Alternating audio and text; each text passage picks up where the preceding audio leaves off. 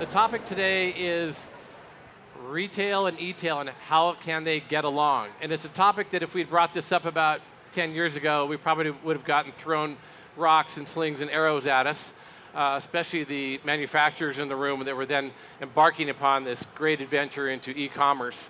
5 years ago, we might have gotten a few rotten tomatoes, but today I'm just feeling a lot of love coming from this audience, because if you're in this room and you've survived e-commerce and moved your own business into a multi-channel kind of model, you're a survivor for the long term. And I have some very, very expert members of this panel who I will describe in a second, who have joined me today, and we hope to have a great discussion on this topic. So I'm going to start to the far right with Mike Massey, one of the most respected retailers in the country, Massey's Outfitters in Louisiana, a number of stores. He has retail and e-tail and has been a great partner for almost everybody in this room. We have Walt Bailey, who's the Eastern Sales Manager for Patagonia, one of the most respected sales guys in the industry, and is very conversant in the multi-channel model, which Patagonia has used very successfully, especially in the last 7 or 8 years. I have Charlie Lozner, who's a Director of Marketing for Outdoor Research, recently made a foray into e-com with his company, doing a great job of reaching out through social media to their loyal customer base and really seeing his business grow in all channels as a result of this effort. And then to my immediate right, Chairman and CEO of Fastgate, which is a new internet marketing company based in my hometown of Carbondale, Colorado, Tyler Moebius. And Tyler represents a new age of ad marketing, website marketing that's been very successful in more mainstream industry. And he just recently sold a company called Adconium, which is involved in a number of consumer products, a very successful company, and another company which is actually providing a lot of marketing for Facebook at this current time. So I wanted to start and have Tyler just get us going to just tell us a little bit about what this new wave in internet marketing is and what his company actually does, because it'll set the stage for what we're going to talk about today. Yeah, and since we bought the beers, I get to give this shameless pitch right now. Right? Thank you. Okay, thanks, Casey. Fastgate's a digital media company that helps active lifestyle and outdoor brands increase their consumer direct e-commerce sales by 2 to 3 times. And we do that through data-driven media buying. So we help our customers better understand their customers and then how to better target them across video, display, email, social, mobile, so that we can increase those revenues year over year. Cool. So some of the things we're going to get into today that are obvious questions, especially with brands that have contemplating a bigger move into e-commerce and e-tailing, is it really true that when you move into e-com, does this so-called rising tide really raise all the ships in the harbor, or is it just some of the ships? Next question, is collaboration possible, or are we just really talking about cannibalization from one channel to another? So this notion of channel conflict, and there are winners and losers in that game. Next question is, how can you build an e-com strategy without damaging a relationship with your other channel partners? So obviously that's the big elephant in this room. Does e-com hurt traditional specialty retail, which has been such a part of this industry for so long? And finally, what is retail going to look like in 5, 10, 15, 20 years?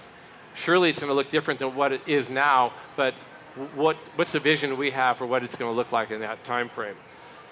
So I'm going to jump into some questions, and we're going to get some conversations going. I want to start with Charlie Lozner from Outdoor Research, because he just recently launched an e-com site and got a lot of learnings from that. But my first question to Charlie is retail and e-tail really at odds? Yeah, I don't think that our own e-commerce business and retail is at odds. And the proof in that is that after launching e-commerce, we've seen our business with almost all of our wholesale partners increase dramatically. And what we found is that e-commerce gave us a reason to communicate more frequently and do better storytelling with all of our end consumers. And that some of them may choose to buy on our site, but we only see a conversion rate in sort of the 1 to 2% range, which means that the rest of those people are going out and shopping locally or going to other e-commerce partners. So we really have seen e-commerce lift our wholesale business dramatically. So were there any pockets of resistance from your traditional wholesale partners? You always have a little bit, but we gave a really big runway ahead of our launch, and we sort of provided what we called rules of engagement. We're going to do this, we're not going to do this. Examples of that were related to discounting and how we approached paid search and things like that. We also maintained buy now buttons on our website so that people could click over and shop with our e-commerce partners. So by being very straightforward and providing a timeline and kind of those rules of engagement, there was not a lot of pushback. And admittedly, we're one of the last apparel brands, or not the last, but we're relatively late to the game, so I think that path had been beaten down a little bit. Okay. So do you have any advice for other brands in the space as they go launching their own sites? Yeah, I think especially if you're an established wholesale manufacturer, I think the biggest advice would be be very transparent with your wholesale partners. You've got to talk about what you're doing and provide kind of a timeline and like I said, those rules of engagement, because that transparency is critical so that everybody can adjust to what the sort of the new scenario is going to look like. So Mike, you come from the traditional specialty outdoor space and have been successful kind of integrating e-tail into your business. If you look into the future, what do you see as the future of retail? From my perspective, retail in 5 years is going to be a blend of e-commerce and local retail. I think that you're going to see all of the big e-commerce sites with more of a local presence. I mean, you see Amazon pushing into local markets right now, warehouses going into Manhattan. You see local stores pushing into digital marketing, trying to do customer acquisition where people are shopping. People are shopping online right now. They're doing their product research online. Virtually everybody in the country is online shopping. And it's going to be critical for local stores to be able to reach those people using the same techniques and tactics that e-commerce uses. It's just that up to this point, local retailers really haven't been effective in reaching local shoppers via Facebook or online customer advertising networks. So what are some of those techniques that you use to drive people into the store as opposed to just buying online? Well, Massey's has been doing local advertising via pay-per-click and social media and things like that for at least 10 years now. Since we started with e-commerce, we always knew it was a hybrid model. We always knew that ultimately our goal was to bring people into the store. But at the same time, if we were going to make an e-commerce sale, that was also part of the model. But working with vendors to deliver people to our store, the outdoor research model, you guys are going to sell direct. We work with vendors. I'm part of a group of retailers who are, pushing vendors to bring, to deliver ways that actually, that bring their shoppers to local doors. So, are there any services you provide, given that you're a brick and mortar retailer, that the e-commerce sites can't duplicate? Yeah, I don't think e-commerce sites can fit boots or fit a pack yet. Okay. So what do you do about showroomers that come into your store? Showroomers, when we first had showroomers walk in the store, we were obviously, it can be a deflating circumstance where you have somebody coming in your store to tap into your expertise when you know that person is probably going to end up ordering the product from a different retailer, an online retailer. And at first our reaction was to give them the cold shoulder or to treat them badly in the store, or to take notes and say, oh, that guy's never going to be welcome here again. And in the last 5 years, we've pivoted and we said, that's really is our shopper, and we have to figure out how we're going to reach that person on his phone. How are we going to reach that person and get them into our store? I mean, today we see showrooming as being really not nearly as prevalent as it was 2 or 3 years ago. And we see web rooming as being probably the way of the future. We see people starting their research on Patagonia or outdoor research or backcountry or REI, and a lot of those people actually end up in our store. So it's foolish for us to grab somebody who's using their phone in our store and alienate them and try to turn them into not being our customer. We actually embrace those people in our store, and we try to talk to them. In some ways we try to convey to them, that we're part of the community and that our service has value. So do you have any idea what percentage of those web roomers are starting their shopping online before they come into your store?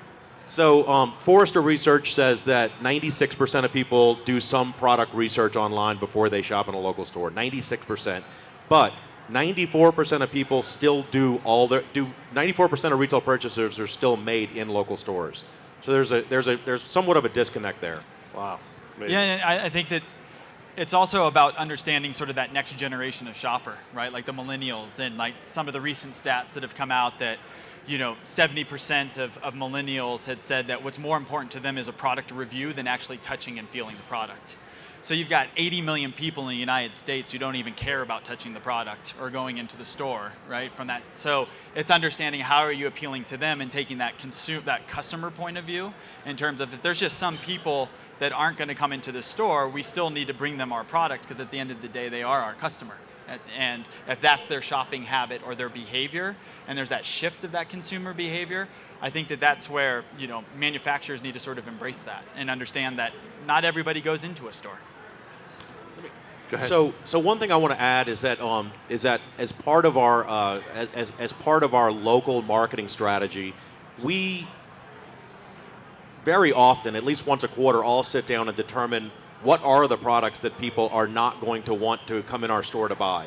And we have to be honest with ourselves. There's just some things that we don't sell in our store anymore because we've lost those sales to sites like Zappos. We understand that, and we've tried to model our inventory based on what people actually are going to walk in our store.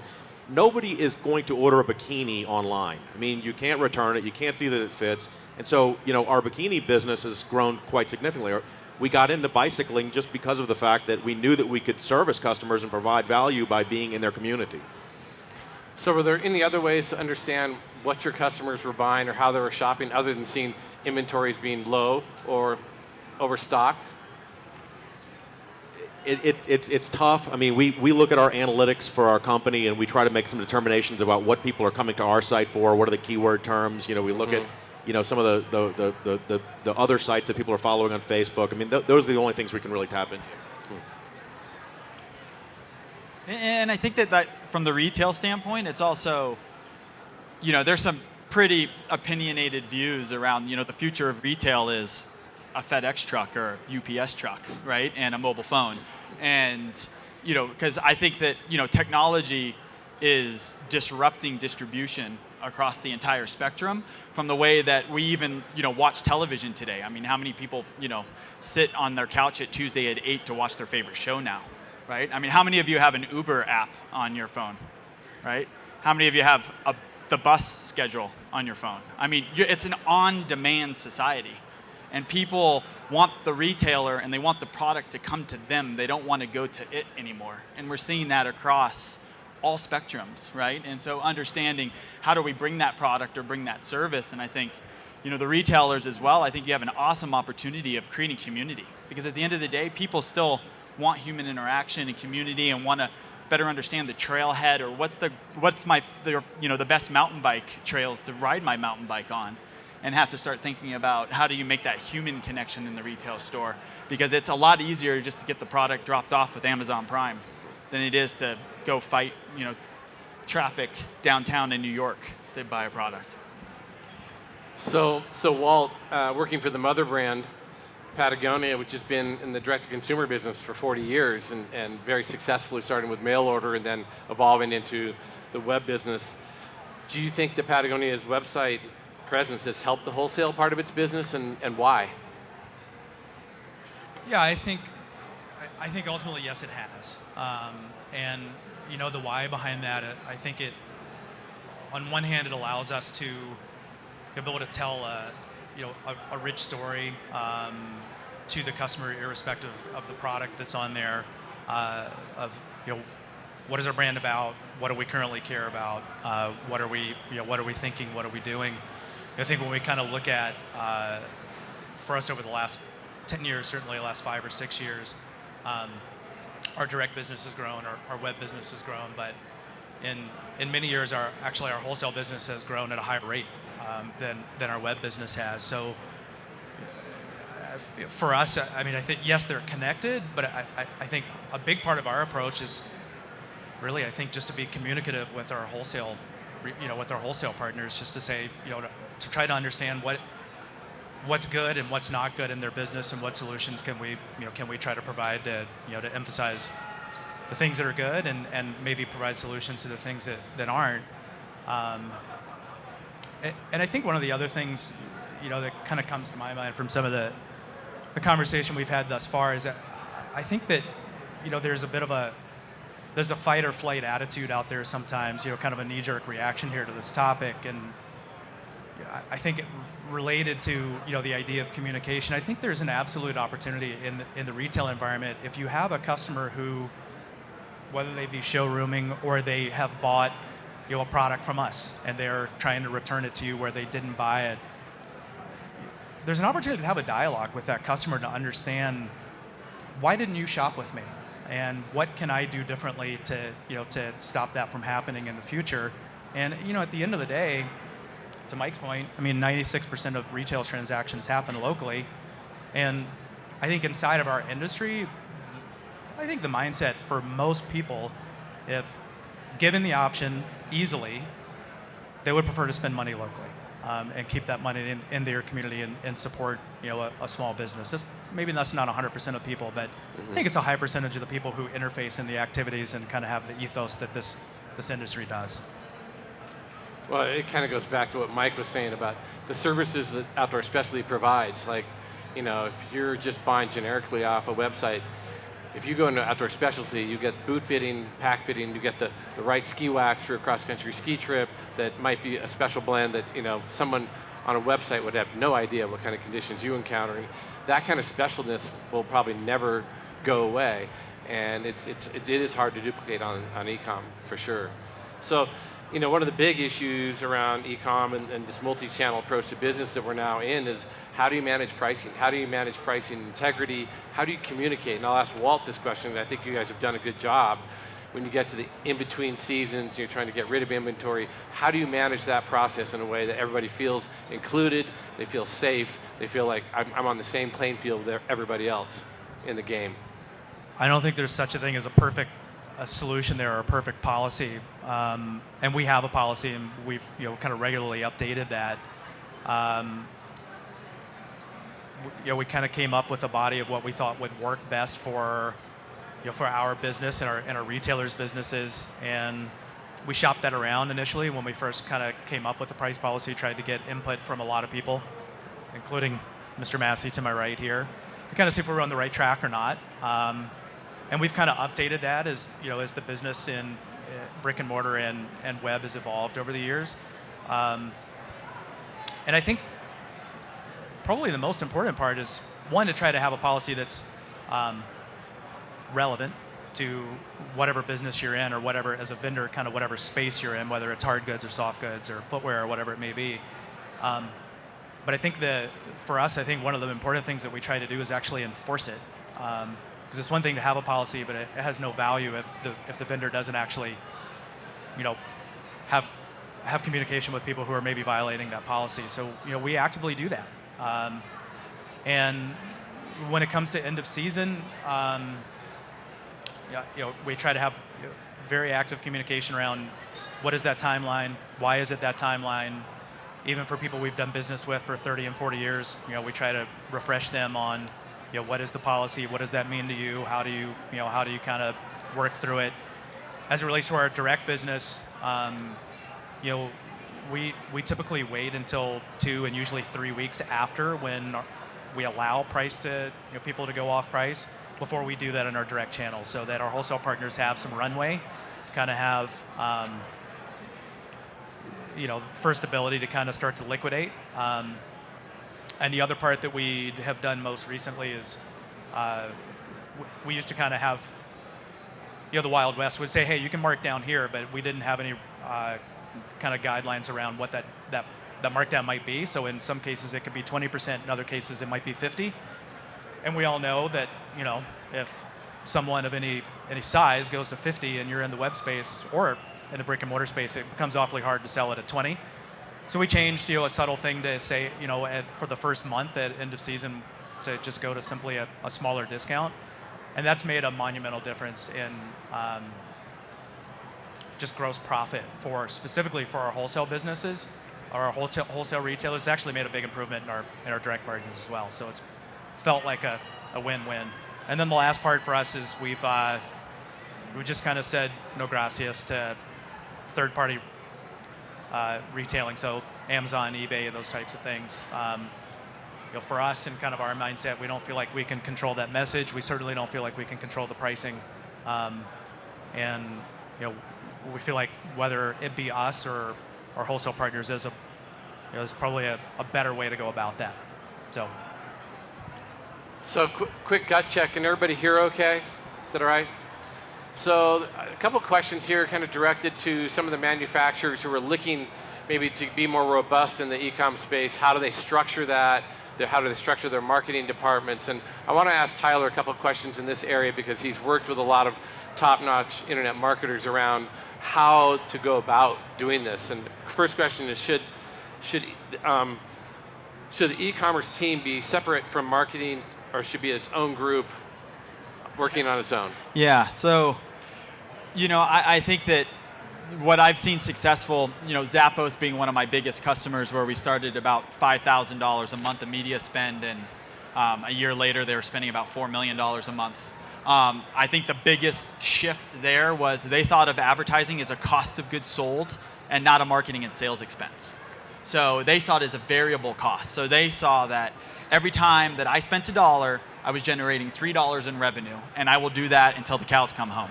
And so I think that that's the first big shift, is thinking of advertising as a cost of goods sold.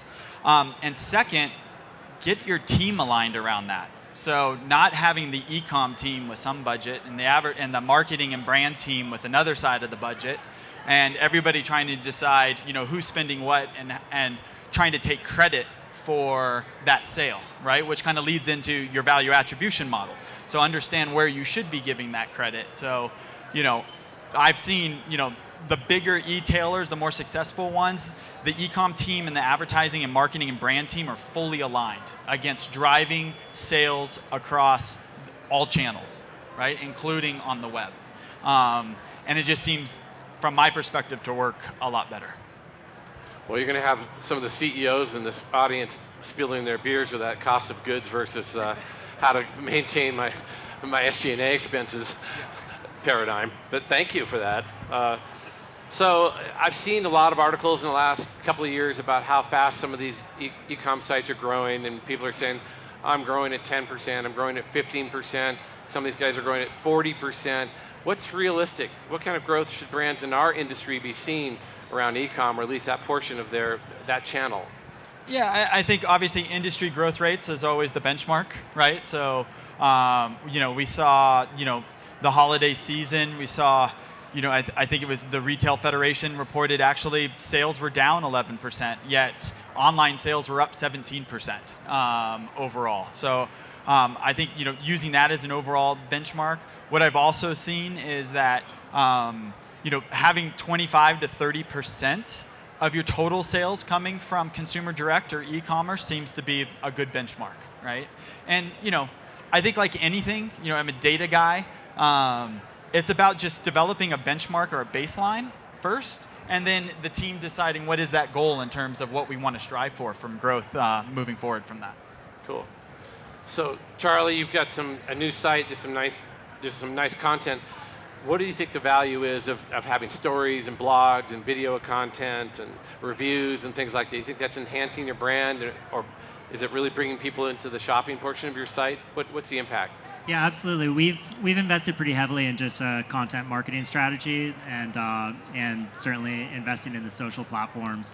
And having e-commerce at the end of the funnel kind of allows us to really measure what works and what doesn't work. But we do view the investment in all of the content marketing, the videos, as more brand storytelling that lifts all boats. It's definitely top of the funnel, and not all of those people are going to choose to shop with us. So, in terms of measuring it and trying to put a hard ROI on it, it's a little challenging, and we don't expect it to perform the same way we would an email or something. But it all works together. Having great content makes your email work better. We shifted our email strategy around a couple months ago, maybe 6 months ago, to leading more with a story, and then showing the product below the story instead of pushing product in the email with a big buy now button. And what we've seen is just the engagement rate's higher, people are consuming the content, and those emails are just performing better. And having that great content marketing at the top of the funnel, they may not convert kind of in their first visit, but if it's a social media post that draws somebody to the site and then they sign up for email, great. Now we can hit them with a different message later on. So, Mike, I had a question for you around that. How can brands partner with retailers to make sure customers get the product they want? Is there any things that you've done that are effective there? Well, right now I'm one of the principals and the president of a company called Locally.com, and we're working with about 40 brands in the building right now to install Find It Locally buttons on vendor site. And what that essentially does is it allows retailers to connect to those products on the vendor site, and then users can click through on that button and find the product in their town and make their own choice. That's we see more and more people who want to go to Patagonia.com or want to go to Camelback or Outdoor Research and make the product decision, who may want to try the product first. And we're trying to create a 360-degree wraparound where the person might make that first purchase from the vendor or might make it in a local store and then ultimately make their next purchase in a different way. Cool. So Tyler, you're kind of on the front lines, helping some of these companies in this building build databases so they can understand the impacts of their various marketing vehicles. You're also kind of actively watching people's shopping habits and analyzing those. And if you look in the categories you're operating in, everything from household goods to cars to houses to taxis to lodging, where is this all going? I mean, is everything going to the web? Is everything going to your phone? Is it literally going to be true that we're not going to need storefronts, or does it still have a place? I mean, you're talking to the internet guy, right? So it's I'm so trying I'm to a stir little things biased. up here. Yeah, a little I bit. know, right? Yeah. So I think what we're seeing is again, I'm a huge believer in just understanding fads versus trends. I think it's a trend that our society is going more and more towards on-demand. So people are impatient. We're working long hours. We're at the shows and so forth, right? And so they want those products delivered to them. But to understand what your consumers are doing, first you need the data. And I think one of our biggest value propositions that we're helping brands with is just getting all of their data onto a single platform so that they can find those insights, right? And actionable insights is then what drives the business outcomes, right? We have a customer that we're pouring through the data, and we noticed that one of their particular campaigns started going off the roof in terms of conversion rate. And when we found the correlation, it was actually had to do with the temperature in the United States. And it was during the Arctic blast. And so where the Arctic blast had hit those cities, we saw a huge spike in their winter campaign, which is kind of obvious. So then we immediately pivoted and then started pulling in weather.com data so that we could start geo-targeting those ads to cities across the United States that hit a certain temperature threshold, so that we could start driving a higher conversion rate and a higher return on ad spend from that. And you don't get those insights unless you have the data, right? And really, my advice to everybody is really sitting down and taking a hard look and saying, how do we get all of our data in one place so that we can drive real business outcomes from that? And I know it's easier said than done, but. So back in the product presentation, which is I think for most men at least, it's the reason why they're going to sites, and I think I can probably argue similarly on the women's side. But is it better to have a really comprehensive global product offering on your site, show everything, as opposed to trying to regionalize it and sort of cherry pick it, or keep it more controlled? Yeah, that's a great question. I mean, obviously, offering choice, I think is key, but what we've also seen is there's huge impact in site navigation and simplicity.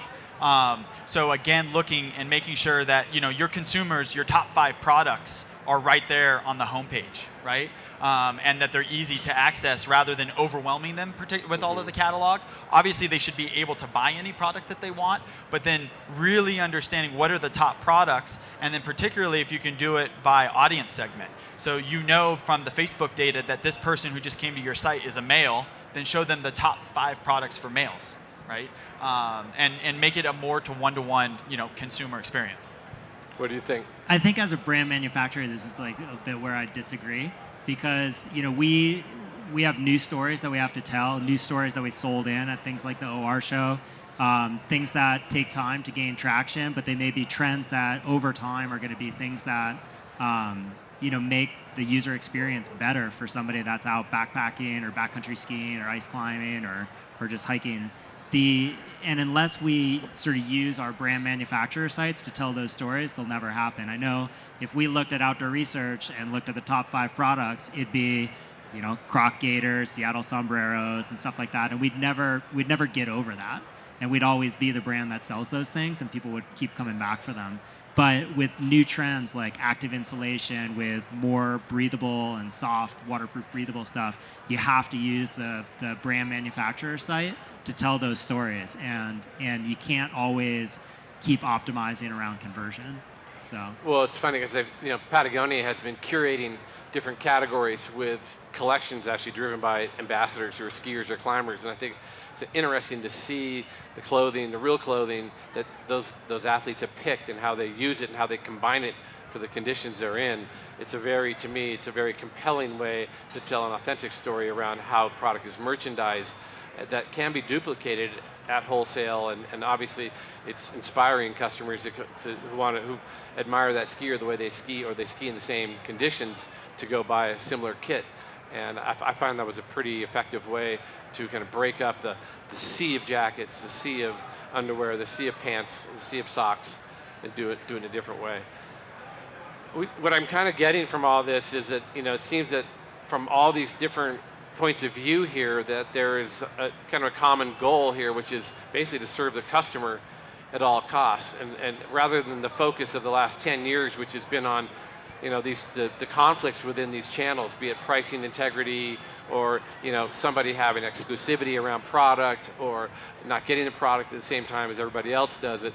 Really, we're talking, if you think about it, one global inventory that we're all drawing from, and hopefully getting it at the same time, and hopefully getting it at a similar price, so we can all be similarly effective from a margin standpoint, given that we're living in different places and working for different retailers, or have branded stores or whatever it is. And that seems to be how this industry will embrace this emerging channel as it becomes more comprehensive and includes wholesale, and from your example, includes retail, owned retail, from example like Patagonia and from outdoor research, and that we can actually get along and all prosper from this. But we have to continue to be very nimble, very innovative, and also use the data that we are getting from our computers and from our systems, and use that data to spend very effectively. And I love the cost of goods model around spending, because that makes me feel really good about I might have more money in my marketing budget than I thought I did. So that was a great insight from Tyler. So we have a few minutes. I think we'll do now, if there's some questions, let's spend 5 minutes with some questions from the audience. Don't be shy. Speak up. Anybody wants to ask a question of this group? And if you don't want to do it publicly, they're going to be here for a while, and you can come up to them afterwards. So any questions from the crew?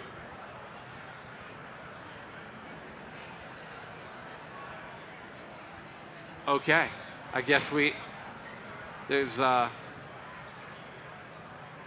plenty of time for questions, no time for answers. Here we go.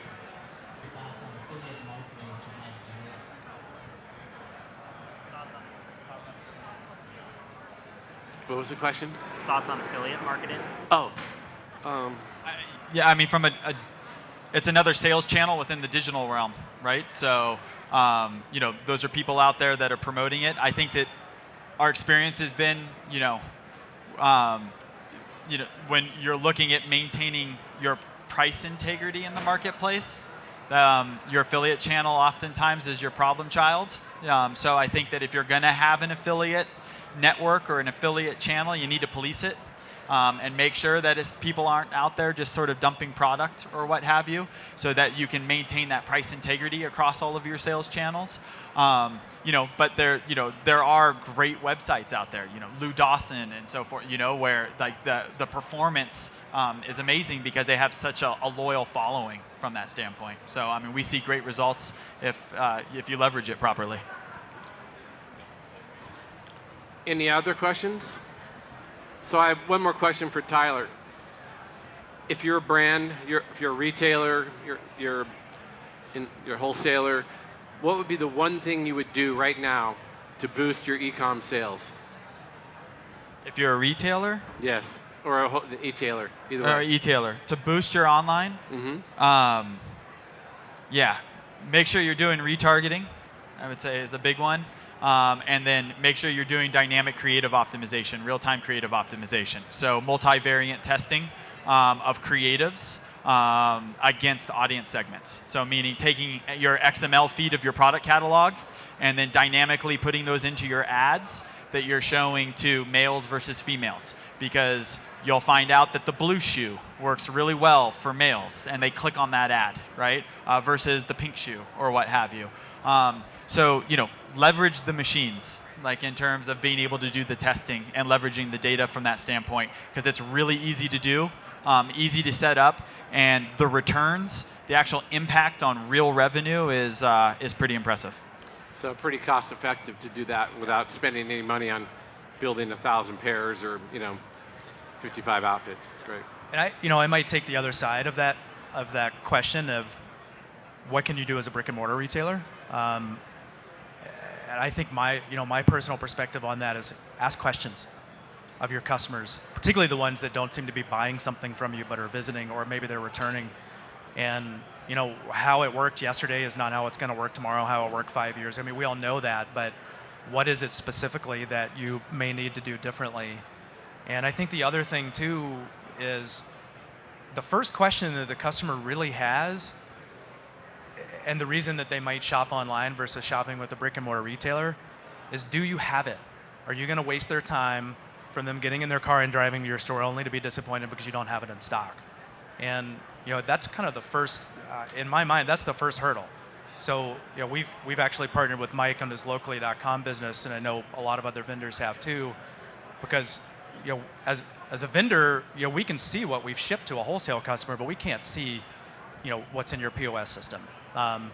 And with what he's done, it gives the customer the power to know that, hey, that Patagonia jacket or OR hat or whatever it may be is in stock 2 miles away from me. I mean, it's a 2-minute drive and I can have it in 20 minutes versus 2 days or 5 days or whatever it may be. But that piece is critical, I think, because until you've overcome that hurdle and have some way of telling the customer, particularly if you don't sell online, so they can't just look at your website, it's a big piece. Yeah, and like launch new products and geo-target for like in a specific region just around those retailers, right? Those local and market retailers, and show that you can actually drive through online marketing in-store sales through those new products, right? And drive the consumers to the store locator and to the retail channels. I think that's exactly right. I just think that print advertising, radio advertising, advertising that's not data-driven at this point, 2015, is just not going to be relevant 5 years from now. Advertising has to be where the consumer is actually doing his product research, and you need to have a call to action. You can't just put up that I have some Patagonia in stock without anything behind that, because if you do that, you're sending that shopper to a place where he can execute that call to action. Where can I buy this product? Where can I find out research about it now? If you want to use the internet to try to find a restaurant, you're probably going to end up on OpenTable. You're probably going to end up booking your reservation that way. And using the internet to execute a purchase is absolutely, that will be the defining part of the next 10 years. That doesn't exclude local retail from the market. It actually probably ends up including local retail in a big way. I love it's shifting your mental attitude around. It's not about what's my digital marketing strategy. It's about how do I do marketing in a digital world, right? Because that's where it's all going now. And you shouldn't have those bifurcations of budgets any longer. Like, this is my digital budget, this is my offline budget, right? Like, who's offline now? I mean, All right, well, gentlemen, I want to thank you very much for a great conversation, and to OIA for letting us have this little session here in the New Products Center. If you have any more questions, come up and meet these guys while they're still here. Thanks for your attention, and have a great rest of your evening. Thank you.